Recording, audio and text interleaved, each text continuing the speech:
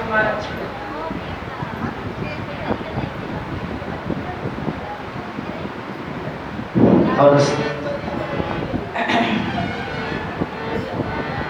अब शांत हो जाइए आप लोग। बच्चों के लिए तो यह कहते हैं कि बच्चे अनुशासन में नहीं रहते। आप कितने अनुशासन में हो? हमने उस दिन कहा था कि पंक्ति में बैठना है और बातें नहीं करना है। आप तो बच्चों से भी गए बीते हो गए।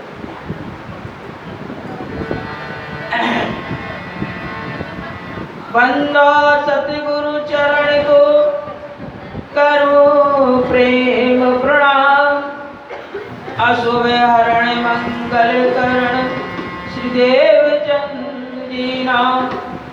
श्री प्राणनाथ निज मूलपति श्री महराज सुनाम। तेज कुमार श्यामा युगल को पल पल करूं प्रणाम। ध्यान मूलम गुरुर्मूर्ति सेवा मूलम गुरुपदम। मंत्र मूलम गुरुर्वाक्यम मोक्ष मूलम गुरुकृपा। गुरुर्ब्रह्मा गुरुर्विष्णु गुरुर्देवो महेश्वरः। गुरुर्साक्षात् परम ब्रह्म तस्मै श्री गुरवे नमः। सच्चिदानंद रूपाय विश्वोत्पत्त्यादि हेतवे तारत्रय विनाशाय श्रीकृष्णाय वयं नमः। वरिहापीडं नटवरवपुः करणयो कर्णफलम्। विप्रतिभासः कनककपिशं वैजयन्तीं च मालाम्। रन्ध्रान् वेणोरदन् सुधिः पूरयन् गोपवृन्दैः। वृन्दारण्यं स्वपदरमणं प्राविशत गीतकीरति। बोलिए आनंद कंद श्री कृष्ण चंद्र भगवान की जय। राष्ट्र मैया की जय। बांके बिहारी लाल की जय। युगल सरकार की जय। सद्गुरुदेव चंद जी महाराज की जय। श्री प्राणनाथ प्यारे की जय। वायुराज महारानी की जय। छत्रसाल महाराज की जय। पीतक प्रणीत लालदास महाराज की जय। श्री पांच मंगलपुरी धाम की जय। श्री पांच नवतनपुरी धाम की जय। श्री पांच पद्मावतीपुरी धाम की जय। श्री श्री 108 मंगलदास महाराज की जय। साध्वी पद्मावती देवी की जय। सब सुंदर साथ की जय। अपने अपने गुरुओं की जय। संतन भक्तन की जय। जय जय श्री राधे श्याम। जय जय श्री राधे श्याम। जय जय श्री राधे श्याम।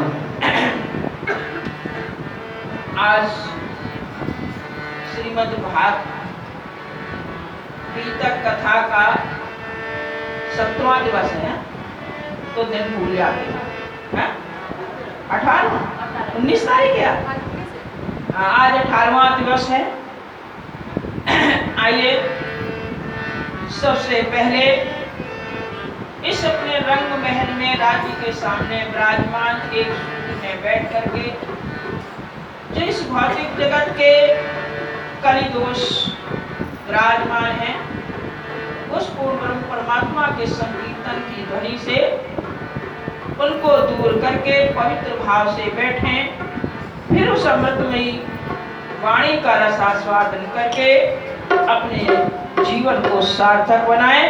सभी लोग एक साथ प्रेम से बोलिए, एकाग्र भाव होकर के बोलिए। फिर देखो आपके अंतःकरण में कितने आनंद की अनुभूति होती है। कौन सी सुरता? कल हमने बताई थी 7 सुरताएं। बताइए। ध्यान सुरता। ध्यान सुरता कहाँ लगती है? अध्यात्म ज्ञान में। तो तो जिसकी प्रबल ध्यान शुद्धता होती है उसी को सत्संग अच्छा लगता है। बोलिए सतगुरु महाराज की जय।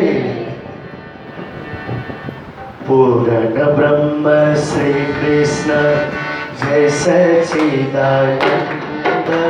पूर्ण ब्रह्म श्री कृष्ण जय सच्चिदानंद।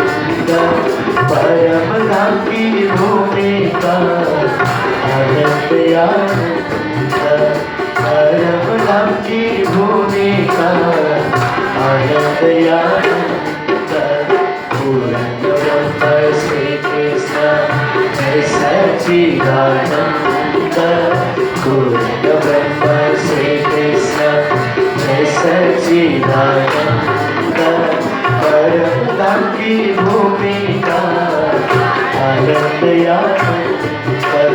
सभी मीठी मीठी ताली बजाते हैं, सभी कहते हैं पूर्ण ब्रह्म श्री कृष्ण जय सच्चिदानंद।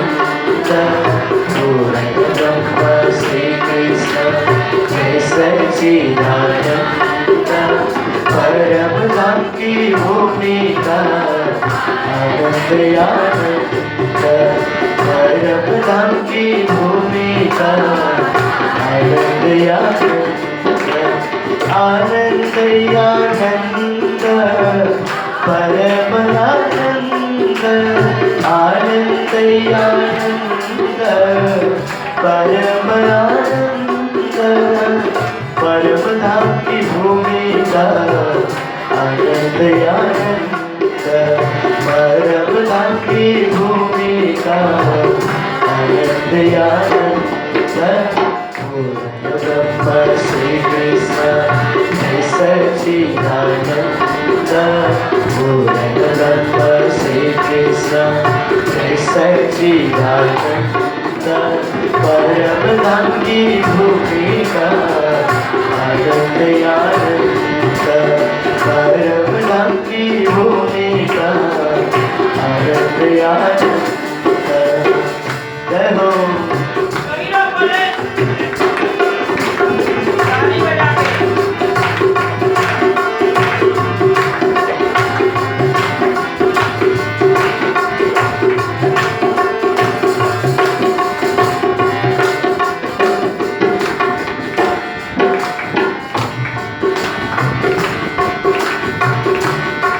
श्री प्राणनाथ निज मूलपति श्री मेहराज सुना। श्री प्राणनाथ निज मूलपति श्री मेहराज सुना। तेज कुंवरी श्याम युगल को हर कर करुणा। तेज कुंवरी श्याम युगल को हर कर करुणा। पूर्ण ब्रह्म श्री कृष्ण जय सच्चिदानंद। पूर्ण ब्रह्म श्री कृष्ण जय सच्चिदानंद। परम धाम की भूमिका आनंद आनंद। परम धाम की भूमिका आनंद आनंद। आनंद आनंद दिव्य आनंद। आनंद आनंद दिव्य आनंद। परम धाम की भूमिका आनंद आनंद। परम धाम की भूमिका आनंद आनंद। पूर्ण ब्रह्म श्री कृष्ण जय सच्चिदानंद। पूर्ण ब्रह्म श्री कृष्ण जय सच्चिदानंद। परम धाम की भूमिका आनंद आनंद। परम धाम की भूमिका आनंद आनंद।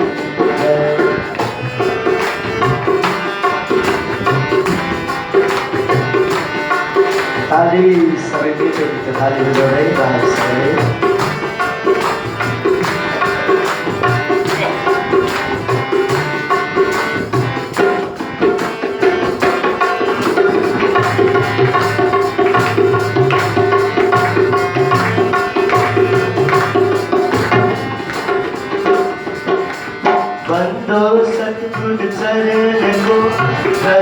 सुप्रेम प्रणाम, बंदो सतगुरु चरण को करो सुप्रेम प्रणाम। अशुभ हर मंगल करना देवचंद जी नाम, अशुभ हर मंगल करना देवचंद जी नाम।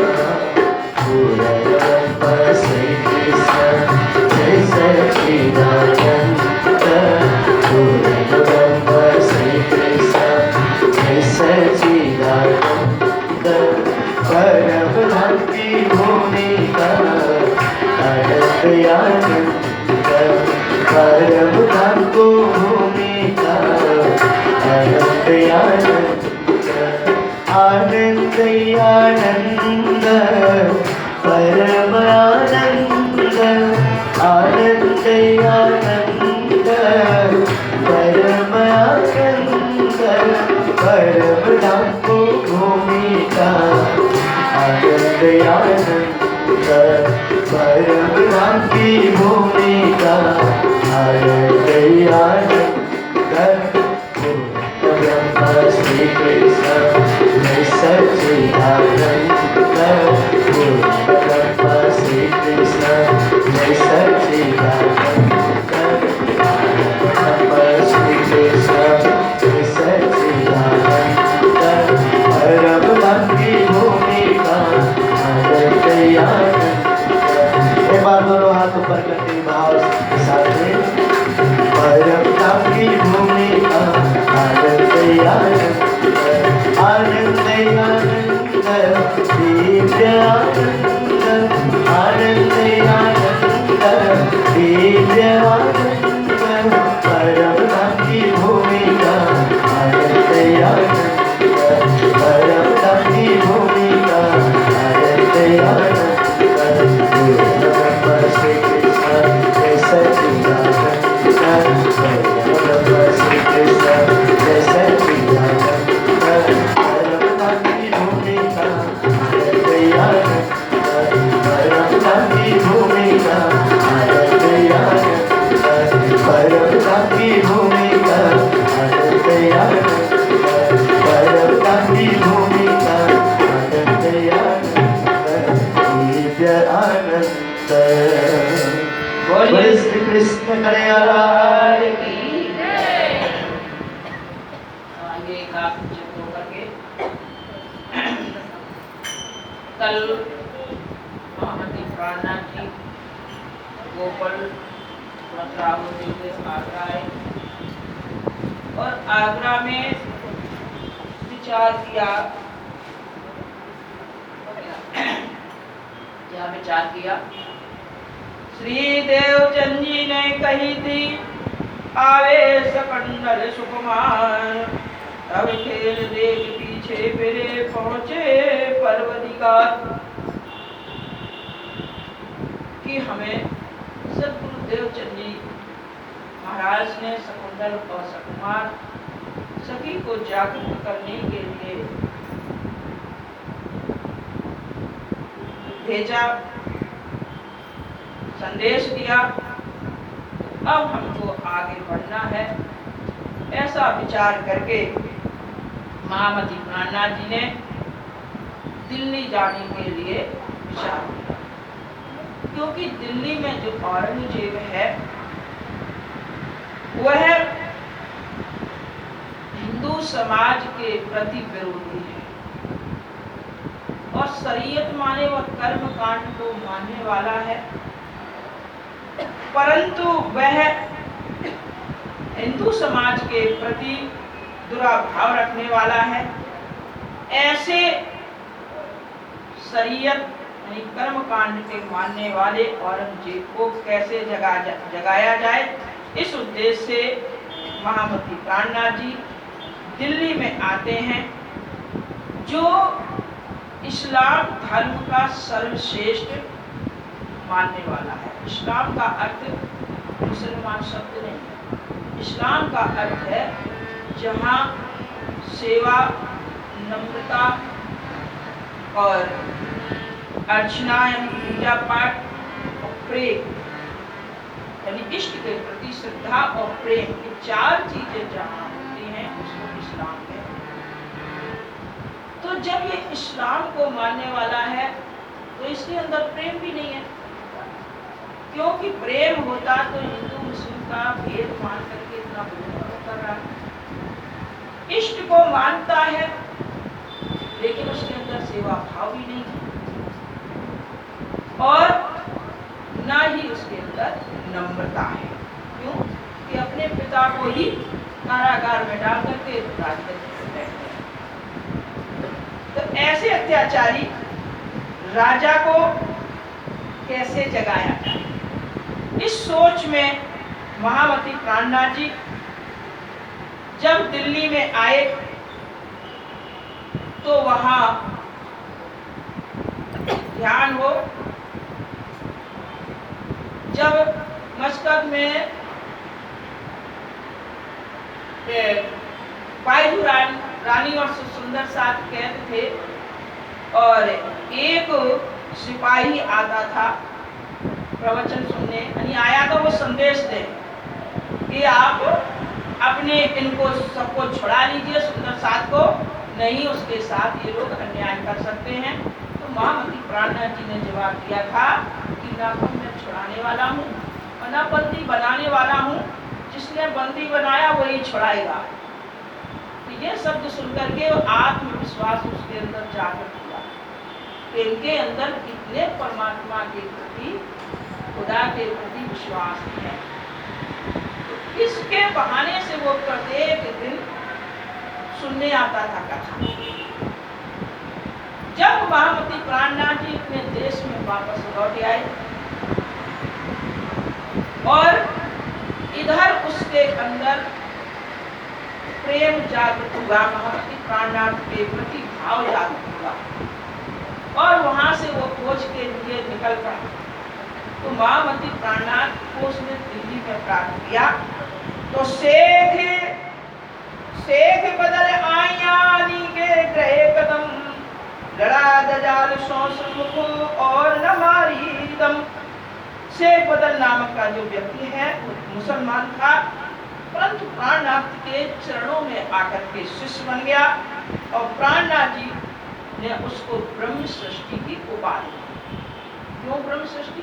ब्रह्म सृष्टि माने इसके अंदर नम्रता है, इष्ट के प्रति श्रद्धा विश्वास है, प्रेम है और इष्ट के प्रति लगाव है, ये चार उसके अंदर गुण है, इसलिए ये ब्रह्म सृष्टि है। इस प्रकार से जब महामती प्राणनाथ जी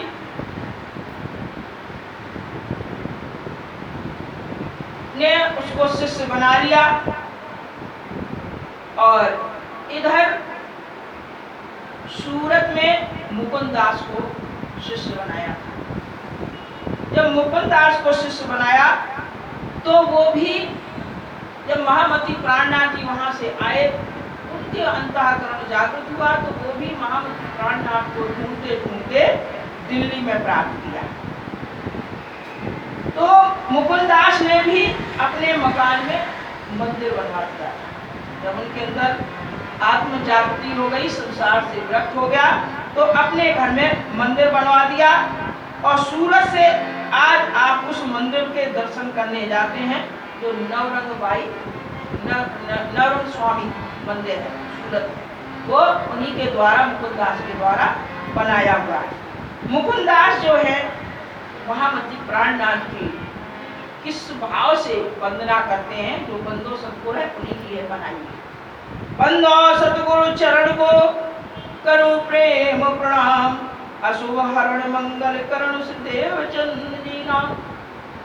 कह रहे हैं हे प्रभु कि देवचंद जी महाराज की जो वंदना करते हैं, क्योंकि निजानंद संप्रदाय के जो महाराज आपसे ही प्रारंभ हुआ, क्योंकि आपको साक्षात दर्शन दिया, आपने नियमबद्ध 14 वर्ष भागवत श्रवण के बाद अंतःकरण में प्रेम जागृत होकर के रास बिहारी ने दर्शन दिया और ये तारतम मंत्र जो प्राप्त हुआ, उस तारतम मंत्र को हम सभी जागृत हो रहे हैं और उससे हमारे जितने अशुभ गुण हैं, दोष हैं, वो मिट रहे हैं और शुभ गुण यानी हमारे सब विचार भाव जागृत हो रहे हैं, धाम की जागृति हो रही है।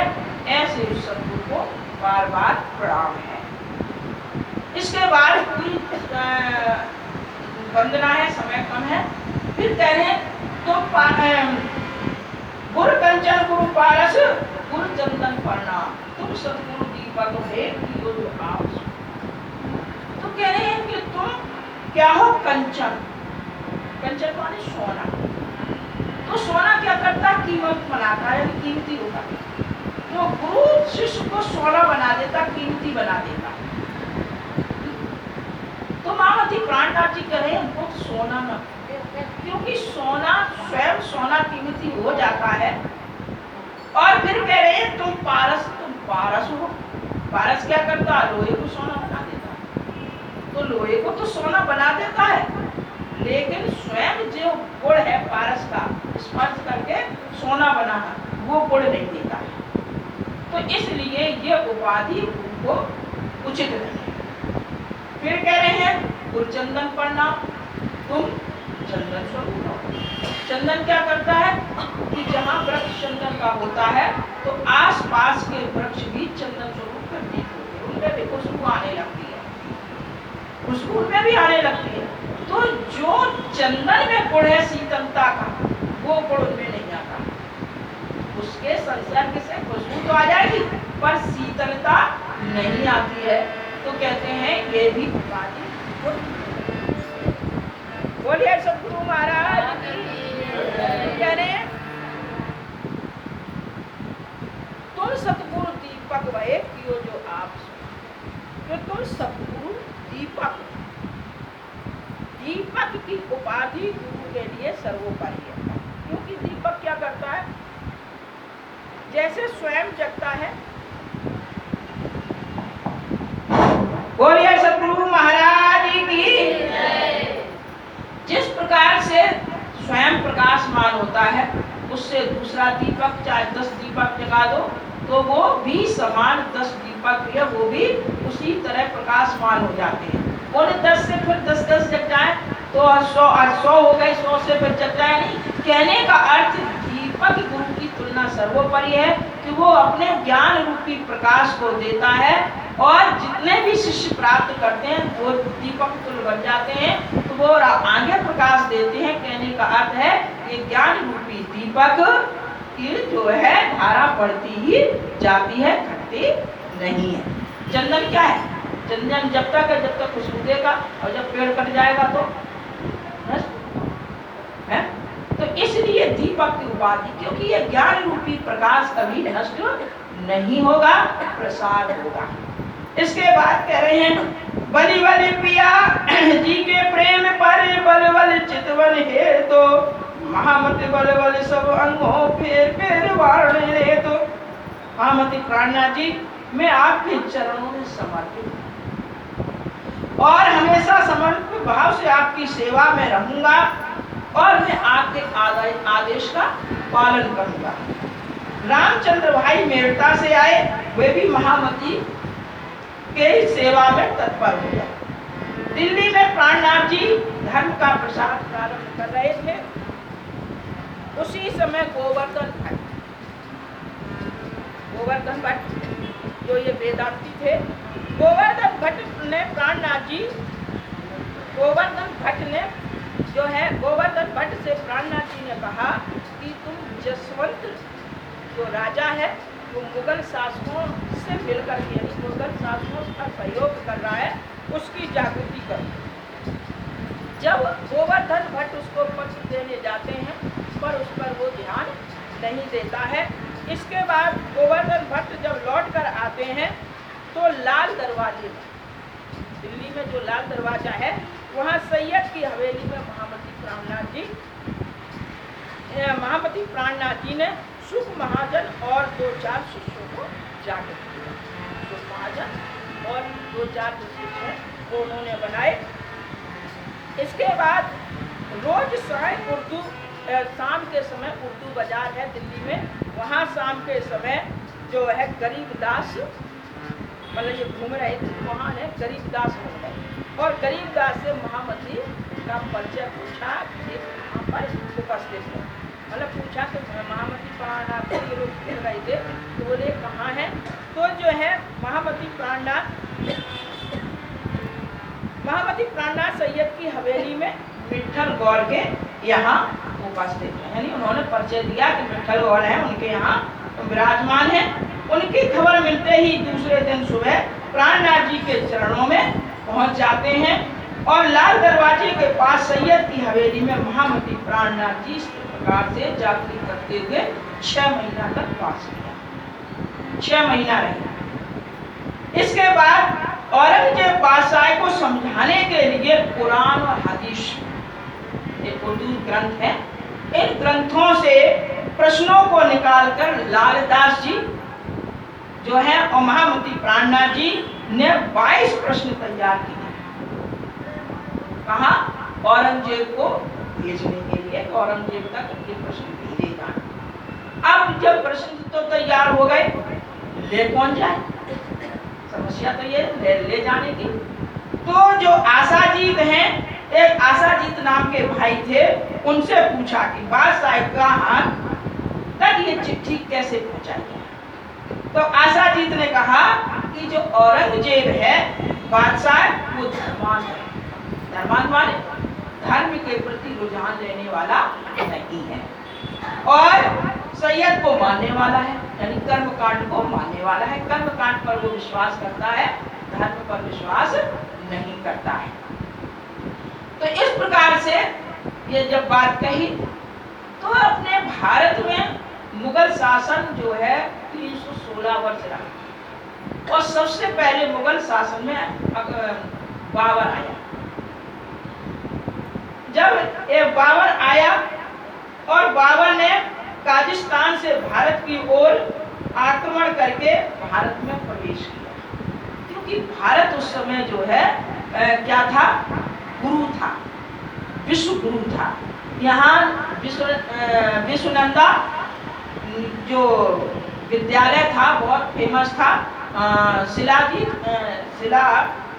दूसरा नाम है तक्षशिला और नालंदा, ये दो विश्वविद्यालय भारत में इतने फेमस थे कि यहाँ विदेशी जो लोग यहाँ पढ़ने आते थे। यहाँ 10-10 हजार विद्यार्थी उस समय थे। तो यहाँ की जो शिक्षा है वो बहुत सर्वोपरि थी, इसलिए इसको विश्व गुरु कहा जाता है। इस प्रकार से जब इसने औरंगजेब ने 48 वर्ष राज किया, जिस समय महामती प्राणनाथ जी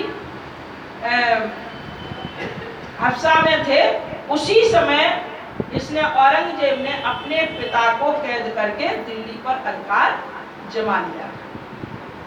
इसके बाद दिल्ली में प्राणनाथ जी के ठहरने के लिए जो है ये गंगाराम भाई है, वो उनकी सारे सुरक्षा जितनी थी उन सबकी व्यवस्था करते थे और उनकी वो देखरेख करते थे। गंगाराम भाई जब भी महामती प्राणनाथ जी से मिलने आते थे तो क्या करते थे, रिक्त हस्तो न परिस्थित राजा नाम भेषो, कभी भी खाली हाथ नहीं आते थे, कभी भी खाली हाथ। यानी ये हमें छोटी छोटी बातें वाक्य क्यों दिए जा रहे हैं, हम इन चीजों को सीख रहे हैं कि कभी भी नीति शास्त्र में आया है कि 5 जगह खाली हाथ नहीं जाना चाहिए, गुरु के पास, वैद्य के पास और मंदिर में कहीं कथा भागवत हो रही हो और संत समाज। इस 5 स्थानों पर कभी भी खाली हाथ नहीं जाना चाहिए। तो ये राजा राम भाई हैं, ये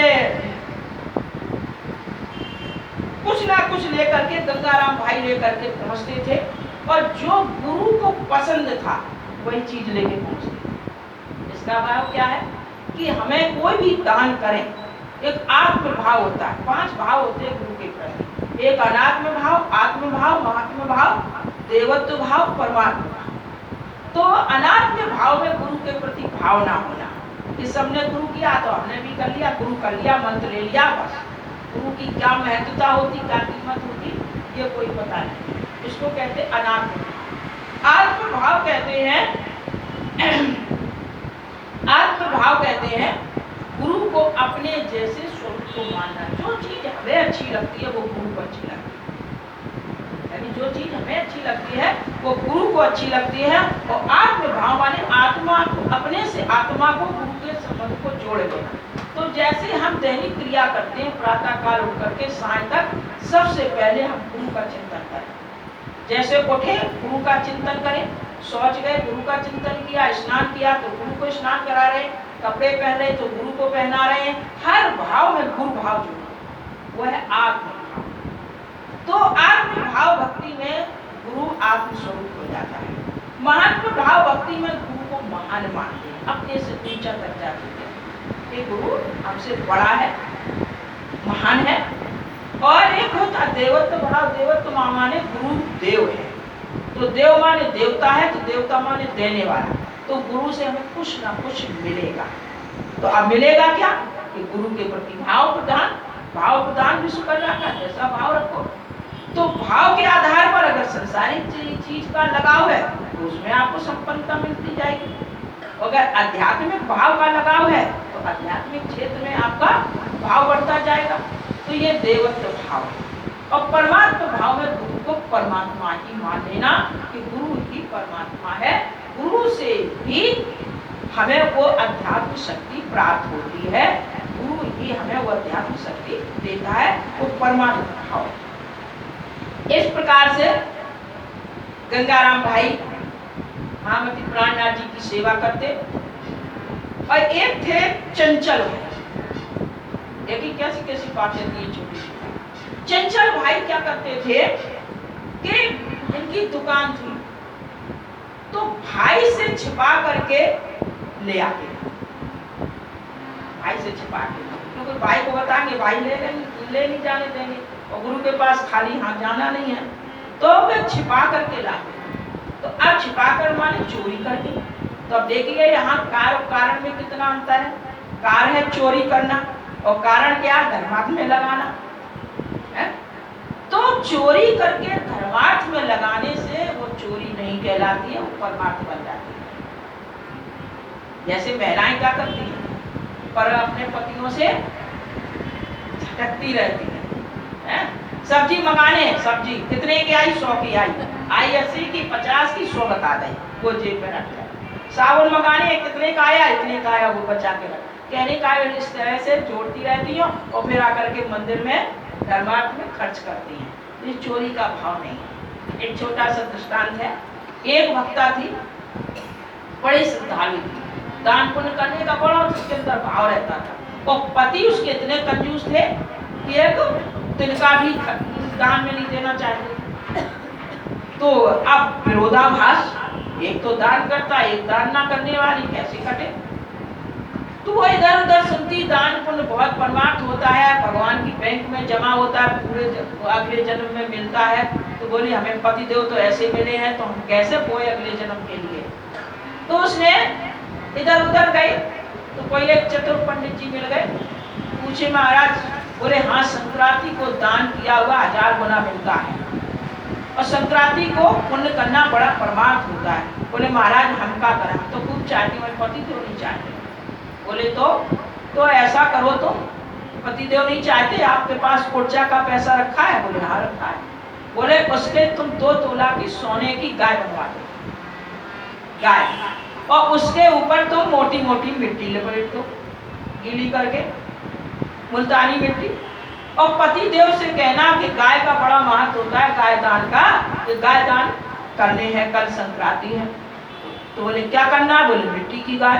तो बोले मिट्टी की गाय में कौन पैसा लगने हैं, बनानी तो गीली मिट्टी लाके। तो बोले वो तो हमने तैयार कर ली। बोले तो ठीक है, मैं दान करने को तैयार हो गई। जब तैयार हो गई, पंडित जी ने घरे बताया कि कल हम गाय लेने जाएंगे दान में। तो पंडितानी ने सोचा कि गाय लेने जाएंगे, तो उन्होंने अपने बालक संग में भेज दो, तू बछड़ा ले आइयो संग में।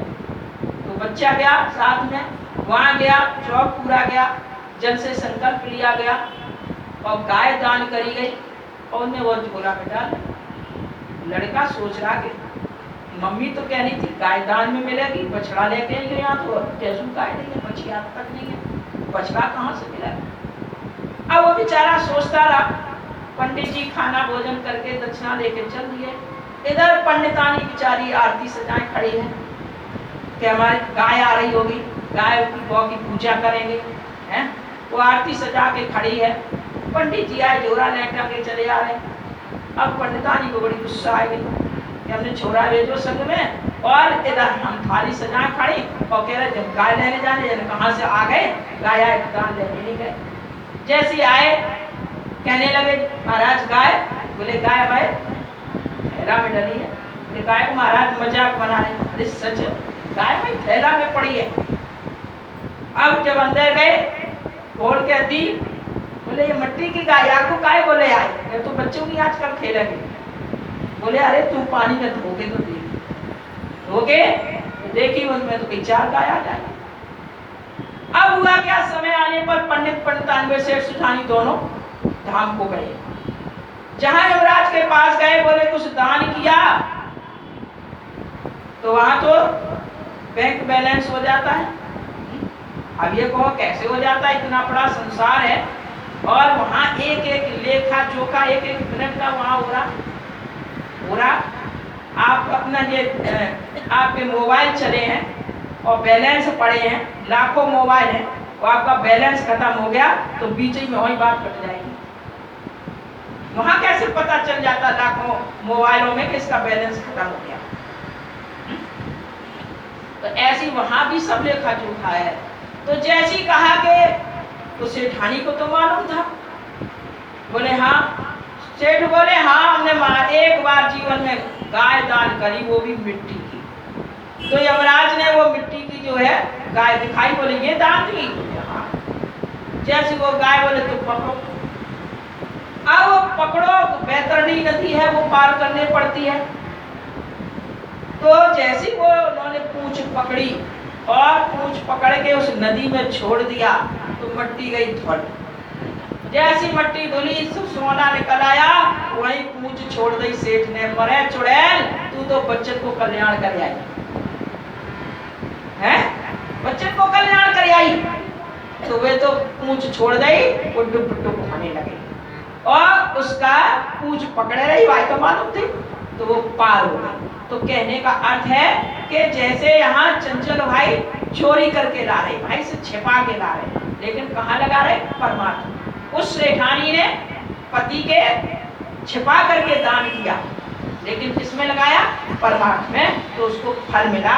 तो इस कहने का अर्थ है कि हमें दान पुण्य करने में अगर हमें परिवार से कुर्चा करके बचा करके दान पुण्य करते हो तो वो चोरी नहीं कहलाता है, वो परमार्थ में जाता है। इस प्रकार से चंचल भाई अपने बड़े भाई से छिपा करके गुरु के चरणों में सामग्री को समर्पित करते थे और तीर्थ में उपयोग रहा, धर्म कार्य में यह ऐसी संपत्ति उपयोग होती है। इसके बाद महामती प्राणनाथ जी दिल्ली में 6 महीने तक रहे। 6 महीने तक दिल्ली में रहे, परंतु बादशाह तक संदेश पहुंचाने की काऊ की हिम्मत नहीं पड़ी कि उनके पास संदेश कैसे भेजा जाए। इसके बाद हुआ क्या कि एक लक्ष्मी नारायण थे सूरत के, और उनकी पत्नी थी रूपा और उनकी बेटी का नाम था जमुना। ये तीनों भी जब पता चला कि महामती प्राणनाथ जी दिल्ली में पहुंच गए हैं तो ये भी दिल्ली में आ गए। दिल्ली में आ गए तो ये जो लक्ष्मी भाई थे, लक्ष्मीदास भगवान कृष्ण के बड़े भक्ता थे। तो जो भगवान का चिंतन करते थे, देखिए कैसी कैसी कथाएं दी हैं, आत्मज्ञान के लिए दी हैं, मजाक के लिए नहीं दी हैं। सुनने में लग रहा कि ये कथा मजाक की है, लेकिन ज्ञान सीखना है। तो लक्ष्मीदास क्या करते थे, आत्मचिंतन करते थे, ध्यान करते थे, तो इनको कृष्ण दर्शन देते थे। कृष्ण दर्शन देते थे। राज दीदार दे वही कछुना दिल में हो। जब आपके दिल में कोई खोट नहीं होगा, दिल पवित्र होगा, किसी के पास छल कपट का भाव नहीं होगा, प्रेम का भाव होगा, ऐसे हृदय में राज माने परमात्मा दर्शन देता है जब आप एकाग्रचित्त होकर के चिंतन करते हैं। तो लक्ष्मीदास के अंदर कोई खोट नहीं था, पवित्र भाव के थे। तो भगवान कृष्ण ने दर्शन दिए। दर्शन देते थे तो भगवान कृष्ण ने कहा, देखो तुम सरल स्वभाव के हो और मैं तुमसे प्रसन्न हूं, मैं तुम्हें इसी तरह से दर्शन दूंगा, पर तुम किसी से कहना नहीं। तो दर्शन देते रहे, लेकिन कभी कभी लगता है ना कि हमारी ये भक्ति 4 जनों को पता चल जाए कि हम इतने बड़े भक्ता हैं। तो उन्होंने क्या सोचा, अपनी पत्नी से कहें, तो अर्धांगिनी है, आधा अंग है, इससे क्यों छिपाएं। तो पत्नी से कह दी कि सुनो, हमें ऐसे ऐसे कृष्ण दर्शन देते हैं, ध्यानस्थ हो जाते हैं, कृष्ण दर्शन देते हैं, ऐसी सी लीला दिखाते हैं। तो कहना नहीं किसी से। अगर ये बात तुम कह दो नारी जात से कि हम तुम्हें बता रहे, तुम काऊ को बताइयो, तो जरूर वे तुमसे कहेंगे, तुमसे सुनो, कहना नहीं किसी से। वो उनसे फिर कहेंगे, सुनो हम तुम्हें बता रहे, फिर कहना नहीं किसी से। ऐसे ही कहते कहते कहते कहते सब तक बात पहुंच जाए। अगर ये शब्द प्रयोग कर दो, कहना नहीं किसी से, ये साइकोलॉजिकल है।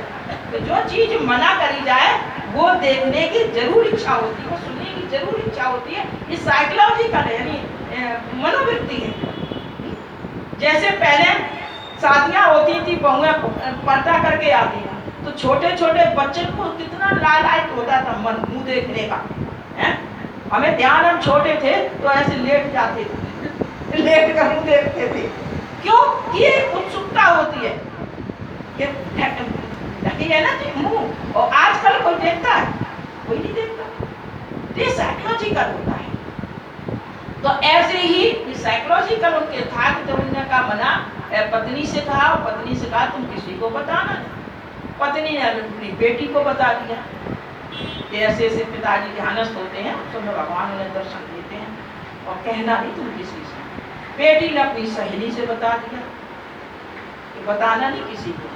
ऐसे ऐसे पहुंचते पहुंचते पूरे सुंदर साथ में बात पहुंच गई। तब एक दिन लक्ष्मीदास से सुंदर साथ कहने लगे कि भाई तुम्हें भगवान दर्शन देते हैं, वो शैली व ध्यानस्थ प्रक्रिया हमें भी बताओ, तुम्हें भगवान दर्शन दे। तो लक्ष्मीदास के अंदर भाव आया कि अरे हमने तो किसी को बताया नहीं, और ये बात यहाँ तक कैसे पहुंच गई। तो धीरे धीरे जब पता चला तो सोचा अब सबको पता तो हो ही गई है कि हमें राजी दर्शन देते हैं, तो अब ये भाव भक्ति हमारी और बढ़ जाए, मतलब हमारा नाम हो जाए कि भगवान हमें दर्शन देते हैं। तो इस प्रकार से जब ये भाव आया तो एक दिन भगवान कृष्ण से बोले कि प्रभु हमें आप दर्शन देते हो, दर्शन दे करके ऐसा कोई हमारा काम सिद्ध कर दो जिससे हमारा नाम रोशन हो जाए। अहंकार, जहाँ अहंकार होता है वहाँ परमात्मा नहीं होता। तो भगवान के 3 प्रकार के भक्त होते हैं, एक तो भिखारी, पुजारी और अधिकारी। तो भिखारी मत बनो, कहते सबके दाता एक राम, भिखारी सारी दुनिया। भिखारी क्यों? बाप के सामने बेटा भिखारी थोड़ी होता है, वो तो उसको जन्म से अधिकार है बाप की संपत्ति पर है। तो अगर पिता भी, क्योंकि ज्यादातर पिता का रूप देते हैं, परमात्मा पिता तो ले, जब पिता है तो भिखारी क्यों बन रही है, क्यों बन रही है? तो जन्म से अधिकार है। तो पुजारी, लेकिन अधिकारी बनो, हमें अधिकार है उनके प्रति चिंतन करने का। तो जो भगवान को भिक्षुक बन के भक्ति करता है उसे कभी सफलता नहीं मिलती। ध्यान रखना, भिक्षुक माने भिखारी बन के आए दिन मांगते रहो, ये दो दो चीज, वो दे दो चीज, वो दे दो। तो आज लक्ष्मीदास ने क्या मांगा? नाम। तो भगवान ने कहा ठीक है, आज के 8वें दिन औरंगजेब तुम्हारा शिष्य बन जाएगा। ये भगवान ने कह दिया। ये बात कही, अब तो लक्ष्मीदास बहुत बड़े गुरु हो गए। 8वें दिन औरंगजेब हमारा शिष्य बन जाएगा। ये भाव लेकर के जब शिष्यों से कहा तो श्याम भट्ट, भीम भट्ट ये सब थे।